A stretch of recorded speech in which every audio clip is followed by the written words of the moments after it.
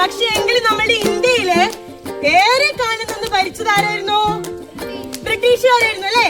ബ്രിട്ടീഷുകാർ എന്തിനാ നമ്മുടെ ഇന്ത്യയിലേക്ക് വന്നത്? ട്രേഡ് ആവശ്യങ്ങൾക്ക് വേണ്ടി വന്നതാണ് അല്ലെ?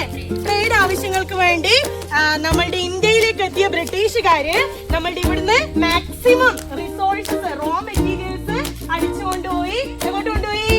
ബ്രിട്ടനിലേക്ക് കൊണ്ടുപോയി അല്ലെ? എന്നിട്ട് അവിടുന്ന് വലിയ വിലക്ക് നമ്മുടെ നാട്ടിലേക്ക് തന്നെ ബ്രിട്ടീഷ് നിർമ്മിത അല്ലെങ്കിൽ യൂറോപ്യൻസ് അവിടെ ഇൻഡസ്ട്രിയിലൊക്കെ നിർമ്മിതമായിട്ടുള്ള സാധനങ്ങൾ ഇമ്പോർട്ട് ചെയ്തുവല്ലോ ഇങ്ങോട്ടേക്ക്.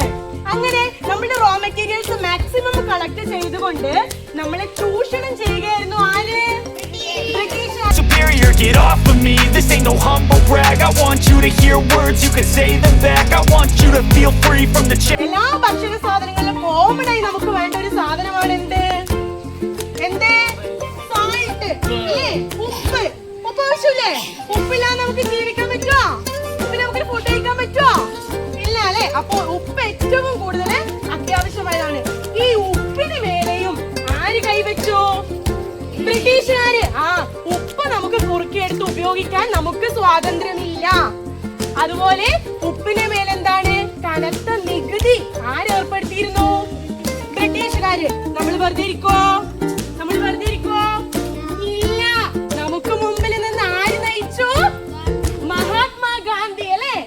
മഹാത്മാഗാന്ധി 1915 ദക്ഷിണാഫ്രിക്കയിൽ നിന്നും നമ്മളുടെ ഇന്ത്യയിലെത്തിയ നമ്മളുടെ നേതാവ് ആരാണ്? അങ്ങനെ ഉപ്പ് സത്യാഗ്രഹം ഗാന്ധിജി എവിടെ നടത്തി? ദണ്ഡി കടപ്പുറത്ത് നടത്തി. ഗുജറാത്തിലെ ദണ്ഡി കടപ്പുറത്ത് അദ്ദേഹത്തിന്റെ അനുയായികളെയൊക്കെ ചേർത്തിട്ട് എന്ത് നടത്തി? ഒരു വലിയ മാർച്ച് നടത്തി. അങ്ങനെ ഉപ്പ് കുറുക്കിക്കൊണ്ട് ഈ ബ്രിട്ടീഷുകാരുടെ ഈ നിയമം, നമ്മൾ സിവിൽ ഡിസൊബീഡിയൻസ് മൂവ്മെന്റ് പഠിച്ചിട്ടുണ്ട് അല്ലെ? ഈ നിയമലംഘനം ആര് നടത്തി? ഗാന്ധിജി നടത്തി. അതേ സമയത്ത് നമ്മളുടെ കേരളത്തില് കേരള ഗാന്ധി എന്നറിയപ്പെടുന്ന പയ്യന്നൂര് ഉളിയത്ത് കടവില്, എവിടെയാണ്? ഉളിയത്ത് കടവ്, അങ്ങനെയാണ് അറിയപ്പെടുന്നത്. ഇവിടെ എന്ത് നടത്തി?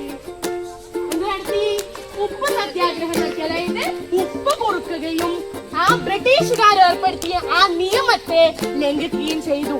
അതിന്റെ സ്മാരകമായിട്ടാണ് എന്തുള്ളത്?